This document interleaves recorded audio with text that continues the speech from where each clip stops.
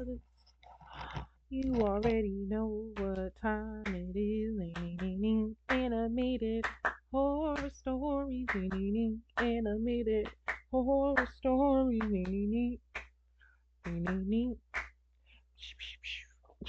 Where we today we are at our good cousins. I am our stolen cousin's house, and I believe we are doing an three traveling alone horror stories animated. It's crazy because I love traveling alone. So why would I watch this? Because I'm me. As always, go over to I am R's house. Watch some videos by yourself if you want to. If not, that's perfectly fine. I'm not forcing you to go over there, but I am.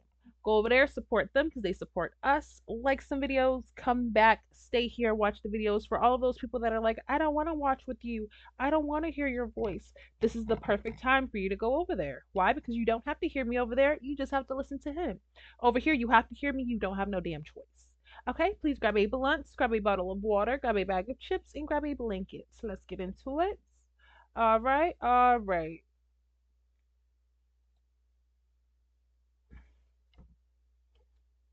Yeah, that's it. That's all I need to say. I was like, do I need to say anything else? No. Booking the secluded mountain cabin seemed like the perfect escape from the bustle of city life. As a nature enthusiast, I crave the serenity of the forest and the crisp mountain air. The cabin was everything I had hoped for. Rustic, remote, and surrounded by nothing but nature. It was there that I met Alex. He was ruggedly handsome, with a charm that made me feel at ease. We met on one of the hiking trails near the cabin.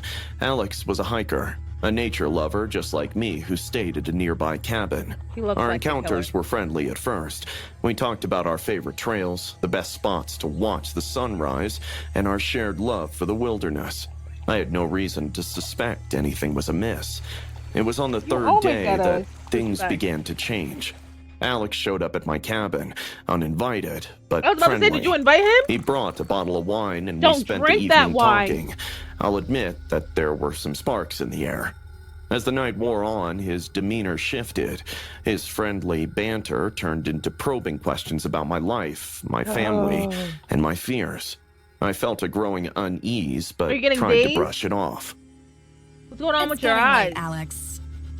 I think it's time to go throw up in the bathroom or something. Alex's smile didn't reach his eyes. Of course, Emma. Sweet dreams. I bolted the door after he left, but sleep didn't come easily. I bolted the door after he left, but sleep didn't come easily. But then I woke in the dead of night to find Alex standing at the foot of my bed. Before I could react, he lunged, pinning me down, his hand clamping over my mouth. What are you doing? Shh, don't make this harder than it needs to be. What are you talking about? He dragged me to the cabin's cellar, locking me inside. The space was dark, with only a sliver of light coming from a small window near the ceiling. It looked like someone had been staying there, as there were mattresses near me. My heart pounded as it dawned on me. I wasn't the first one. Ooh. I don't really know how many days passed after that. Alex controlled my food, giving me just enough to keep me alive, but never enough. At night, he played loud, disturbing noises through speakers he had installed in the cellar. As soon as I was about to faint into a sleep, the cacophony of screams, clanging metal, and static woke me up with a jolt. I would cover my ears and rock back and forth, tears streaming down my face as exhaustion set in. It would also leave me in complete darkness for hours on end. The absence of light played tricks on my mind, and soon I was seeing shadows that weren't there. My imagination ran wild with horrors, each one more terrifying than the last. Did you tell anybody you were going on this trip? He brought a knife and began carving symbols into the wooden beams of the cellar. The symbols made no sense to me, but the act worked. I got increasingly terrified. Why are you doing this? Alex smiled. Because I can. I love breaking people. You've done this before? He's insane. He didn't respond. What happened to them? He kept carving. Please don't kill me. He's gonna. I knew I had to escape, but the cellar was secured with a heavy lock. I spent hours studying it, trying to find a weakness. My opportunity finally came when Alex, in a rare moment of complacency, left a carving tool within my reach. It took every ounce of strength and concentration I had left to fashion it into a makeshift lockpick. One night, while the disturbing noises blared, I worked on the lock. It must have been a week since I had slept properly. My hands trembled violently, but I refused to give up. Finally, the lock clicked open, and I felt a surge of hope. I slipped out of the cellar and crept through the cabin. The floorboards creaked, and I held my breath, praying Alex wouldn't hear. He might have. He was in the living room, absorbed slicing? in some twisted ritual with the symbols he had carved, meditating under candlelight. I slipped out the back door, the cold night air hitting me like a slap to the face. And then I ran through the treacherous forest as branches whipping against my skin. The lack of sleep had made me paranoid. Every sound made me jump, fearing Alex was behind me. My lungs burned and my legs ached, but I pushed on, driven by sheer will to survive.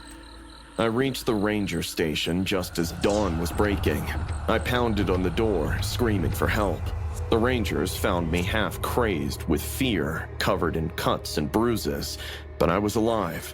Alex was never found. The cabin was empty by the time the rangers arrived. I gave his sketch as well, but it's been 3 years now, and I still carry the scars of that time. I would have never went nowhere else ever again. I took a solo trip to a quiet island close to Hawaii, craving some peace and solitude. The island was a paradise, untouched by the usual tourist rush. I rented a small bungalow near the beach, its white walls gleaming under the tropical sun. After spending the day exploring the lush greenery and pristine waters, I decided to venture out alone at night and sit on the beach. It was warm and soothing. I settled on the sand, listening to the rhythmic sound of the ocean, and then I heard it, a strange whistling call.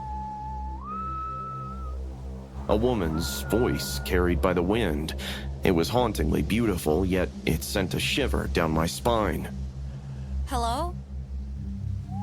Is anyone there? Get up and go. The whistling stopped suddenly. I shook off the uneasy feeling and told myself it was just the wind, but then it started again, closer this time. I stood up, scanning the dark beach, but saw no one. Who's there?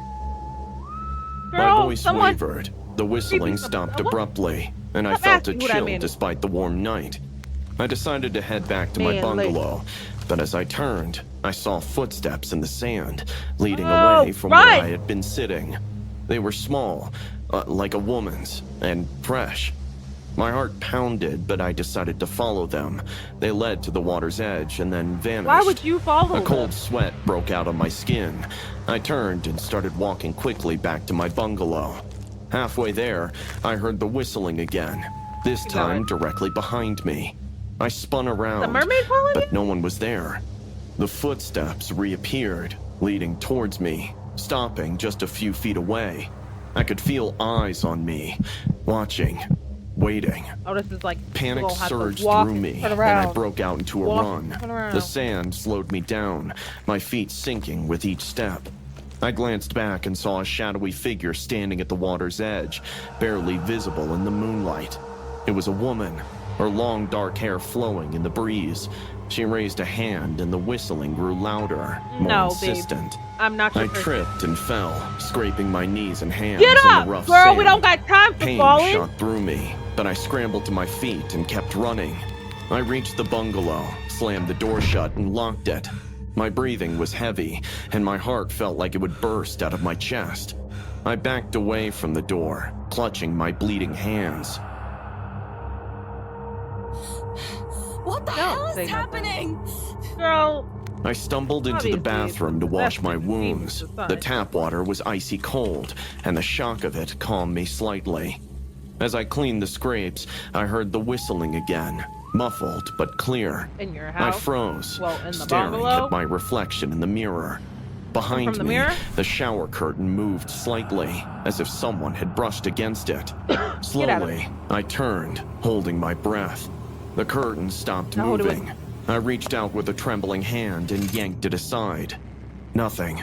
The whistling stopped. I backed out. Oh, but this time, as soon as I looked into the mirror, instead of my reflection, I saw a woman, skin parched like charcoal, eyes bloodshot red, dark long hair floating in the air, and teeth like scissors. I froze, unable to believe my eyes. The woman opened her mouth to say something, and that is when I started hearing the whistling again. I don't need you to open your mouth. I yelled at the top of my voice and ran from the bathroom. The room suddenly felt suffocatingly small. I made my way to the living room and turned on all the lights. The brightness was a relief. I sat on the couch, knees drawn to my chest, and tried to think. My mind raced, searching for a rational explanation, but came up empty. And then I fainted. Because what is happening? I was woken up by an elderly staff lady who found me shivering. She offered me a blanket and comforted me. It was then I started recounting the night's events. Her face grew graver as she quietly listened to me. You heard the Naupaka Maiden. It's a century-old legend. She was a woman who lost her love to the sea and roams the island. It is rumored that she is heard by people before they would drown themselves. Those who hear her are said to be in great danger. But when she wasn't trying to drown herself, she must have saved you last night at the beach. My heart pounded in my chest. I couldn't believe that the spirit of whatever I saw had actually saved me somehow. I don't think so. Because she wasn't there like she was about to drown herself. She was just sitting for a second. She was about to get up and go. Oh, girl came there and was tweaky and was whistling. Oh, the damn whistling. The old maid that afternoon, who took me for a short hike close to the bungalow, atop a small hill. There was a shrine, which the locals had dedicated to the Naupaka Maiden. I offered flowers and lit a candle there, offering her peace. You see, I feel like if she didn't do that, old girl was gonna come back and haunt her some more. I feel like, you see that little old lady, I feel like she knows that if they don't, bring flowers there, bring them peace, that you're going to die. She's going to continue to haunt you. Because like I said, old girl was not there to do she had no bad intentions. She was just chilling. Did the ocean just be throwing waves at people, snatch people up? Are there other demons there? I would have been asking that old lady like 1,000,001 questions. Because you're not just about to tell me this bitch is not evil and she was just chasing me and hunting me down like a dog. Alright? Because then why she pop up in my house? Was I gonna drown myself in my own bathroom? I was not. She ain't had no reason to come back to my house. Candle there, offering her peace. I would have gave my little offering, but I broke up with my girlfriend of 7 years and was at my lowest. So, to clear my mind, I thought of going on a solo hike. The plan was simple. A one-day hike, camp by the famous Blackstone Lake, and return the next day. The trail wound through the dense forest, sunlight filtering through the leaves. I felt at peace for the first time in weeks. But as I approached the lake, I came across a man. His clothes were tattered, his hair wild, and he had a nervous tic, a constant twitch in his left eye, and an unsettling habit of... The blood in his fingernails and the twitching of the eyes, I would have darted right in the trees. I am not passing you, sir. Twitchy, itchy. No. You see that? And that's just where the bloodshot red eyes, he ain't had no sleep. He probably up in the woods tweaking. The itching is another thing. And then the blood in the fingernails, is that your own blood or an animal's blood or, human blood? And he had a nervous tic, a constant twitch in his left eye, and an unsettling habit of scratching his neck until it bled. His eyes locked onto mine as he crossed me. You here to enjoy nature or to ruin it? I assured him I was there to hike and camp. He stepped closer, his breath hot and sour. Ew. You respect nature and it rewards you. You harm this place and I kill you. I laughed, only to realize that he looked dead serious. He is. He stared at me a moment longer before turning and disappearing into the woods.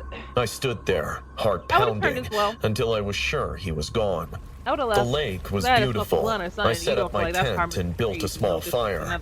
As the sun dipped below the horizon, another group arrived, setting up their camp a bit far from mine. 4 of them, 2 guys and 2 girls, laughing and chatting rather loudly. I crawled into my sleeping bag soon, read a book, and tried to sleep over their loud talking, which echoed in the nature. But then, everything changed. Did y'all put I your woke to fires out at night? screams, piercing the night like a knife. I scrambled out of my tent, heart racing, unable to understand what had happened. There was chaos in the other camp, and for a moment I thought that they might have been attacked by a bear. But in the moonlight, Get out of there. I saw him, the crazy man, attacking the other campers. He moved with a terrifying precision.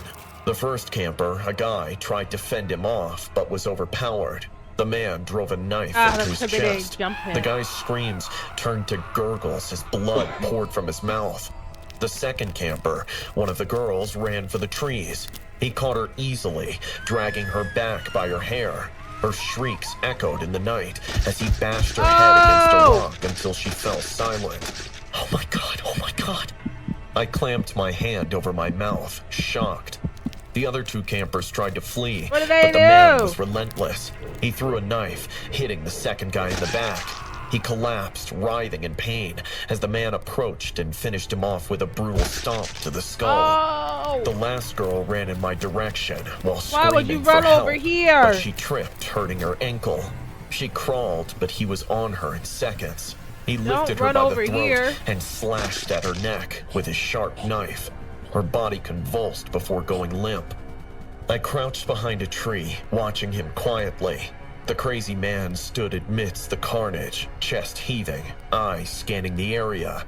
Then, as if sensing my presence, he turned and looked directly at me. Don't do that. Please, no.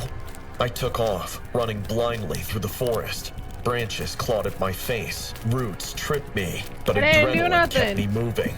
Behind me, I heard him crashing through the underbrush, his ragged breath getting closer. I stumbled and fell, pain exploding in my ankle. I crawled into a thicket, pulling leaves and branches over myself, trying to disappear. But footsteps grew louder, stomping just feet from my hiding spot. I could hear him muttering, scratching his neck. I know you're here. Come out, come out. I held my breath, biting down on my lip to keep from making a sound. Do not worry. I won't hurt you. They littered the nature and suffered. You have nothing to fear. After what felt like an eternity, he moved on, his footsteps slowly fading into the distance. I stayed hidden for some hours until the sky began to lighten. I limped back to the lake where the campsite was now a gruesome scene. The bodies of the campers lay ahead where they had fallen, blood soaking into the earth, while two bear cubs devoured over them. I did not wait. I stumbled upon a small ranger station along the way and collapsed, babbling about the attack. They called the authorities, who swarmed the area, searching for the man. It was all over the news, but surprisingly, they never found him. They said that he was a deranged man who attacked the travelers who harmed nature, but he had never killed before. A manhunt began, but he was never found. Ain't that some shiznit?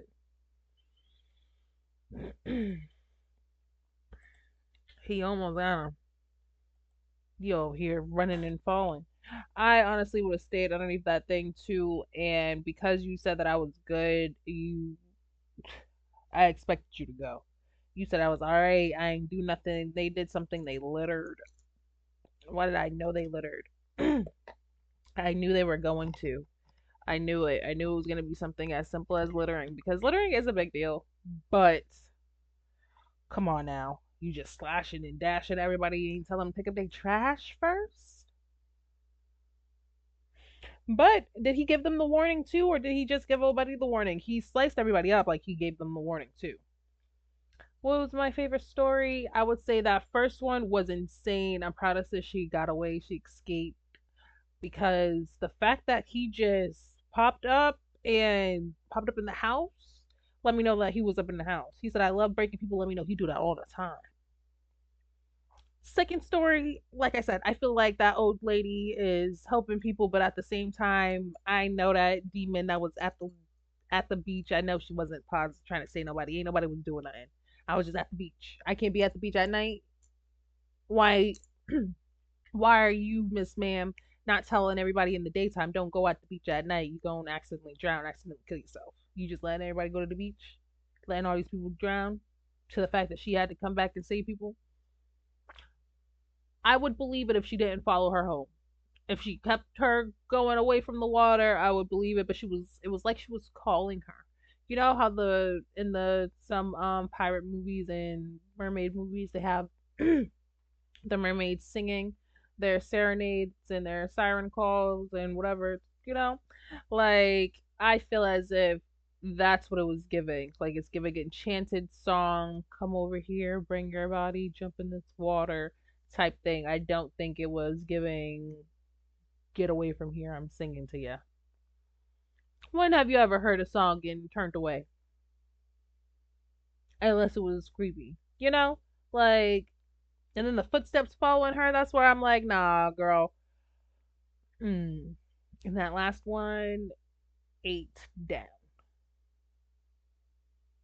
Because, what? I feel like I wish we would have seen him, you know, telling them two, same thing, them giggling. I don't know. I would have turned around. I feel as if I would have left. If I go camping and someone pop out talking about some, you be good to the woods be good to you. You be bad to the woods, I'ma kill you. I'm not laughing, I'm serious. I'm turning around and going, what do I have to do here? I understand that man left his girl of 7 years. Why? He should have told us that. Because we don't know. I don't feel no. Well, I don't know. Not like I don't feel no remorse, but like, damn, what happened? You went there disheveled. You said you broke it off. Why did you break it off if you was gonna be stressed about it? You know? But hey, that's neither here nor there. No tomato, no tomato. I just know I would have turned around at the very beginning. Because who are you talking to? Why are you telling me that you're gonna kill me? You know, I'm just trying to go camping. I've had a hard week, and here your ass go. Which one was your favorite comment? Ugh. Which one was your favorite story? Let me know in the comments. Please don't forget to like, comment, and subscribe. And until next time, you guys, I love y'all. Bye.